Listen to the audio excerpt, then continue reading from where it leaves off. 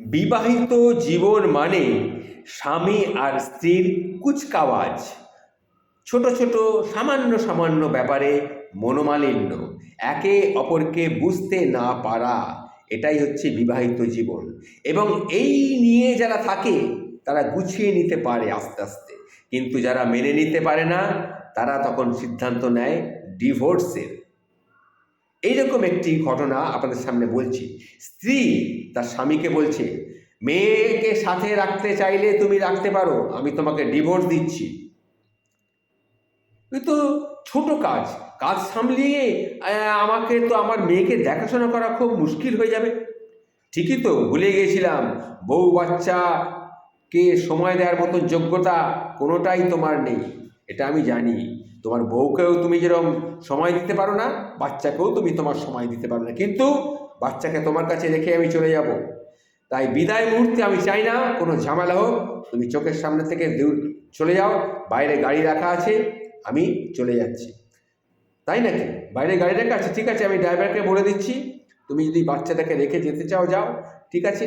আমি আর যদি নিতে চাও না, আমি বাচ্চাকে নিয়ে যাব, ঠিক আছে, তুমি বাচ্চা নিয়ে যাও, তোমাকে আমি ওখানে পৌঁছে দিচ্ছি, ড্রাইভারকে বলে দিচ্ছি, ড্রাইভার তোমাকে পৌঁছে দেবে।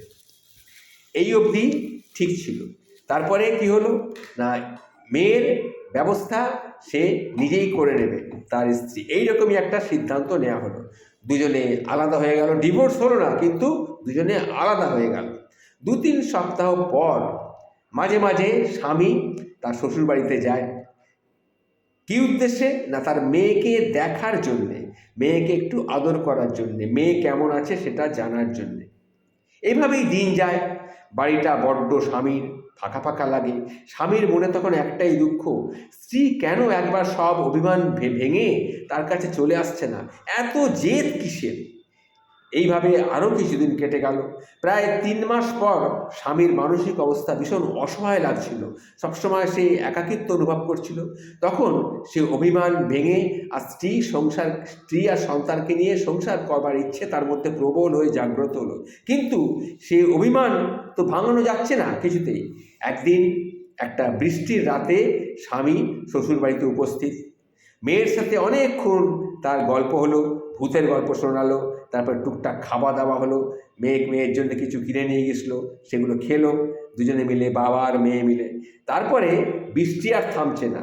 তখন শ্বশুরমশাই তাকে বললেন যে, রাত্রিবেলা এত বৃষ্টি হচ্ছে, তুমি আজকে এখানে থেকে যাও, তুমি বরঞ্চ মেয়েকে ভূতের গল্প শুনিয়ে শুনিয়ে ঘুম পাড়ো।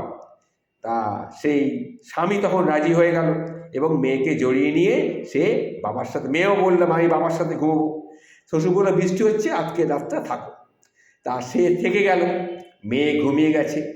হঠাৎ তার মনে হলো বারান্দায় কে যেন দাঁড়িয়ে আছে।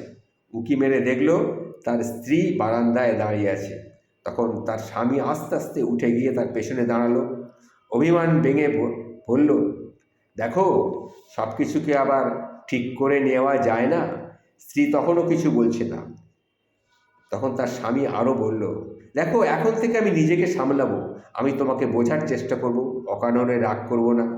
অনেক তো হলো, এই কষ্ট আর সহ্য হচ্ছে না, চলো আমরা নিজেদেরকে একটু ঠিকঠাক করে নিই, আবার একসঙ্গে থাকি। কথাটা বলে স্ত্রীর দিক থেকে তাকে ভালো করে দেখলো স্ত্রীর চোখে তখন জল। স্ত্রী তখন চোখটা মুছে হাউমাউ করে কাঁদতে কাঁদতে তার স্বামীকে জড়িয়ে ধরল। আর কয়দিন এভাবে থাকলে আমি পাগল হয়ে যেতাম, আমি পাগল হয়ে যেতাম। তুমিও তো পারতে সব কিছু ভুলে আমার হাতটা ধরতে।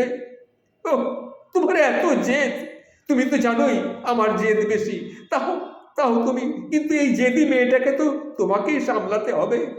এই কথা বলতে বলতে স্ত্রী কাঁদতে লাগলো, আর তার চোখ দিয়ে অঝোর ধারায়, বাইরেও বৃষ্টি, তার চোখেও অঝোর ধারায় বৃষ্টি, সমস্ত অভিমানকে ধুয়ে মুছে একেবারে পরিষ্কার করে দিল। স্বামী আর স্ত্রীর ভালোবাসাটা কীরকম, সেই নিয়ে ছোট্ট একটি প্রতিবেদন আপনাদের সামনে তুলে ধরলাম। জীবনটা যদি সুন্দর, মানুষটা যদি সুন্দর হয়, জীবনটাও ঠিক এইরকমই হয়, এইরকম সুন্দরই হয়। কেমন লাগলো প্রতিবেদনটি? যদি ভালো লেগে থাকে কমেন্ট করে জানাবেন। নমস্কার, সবাই ভালো থাকবেন।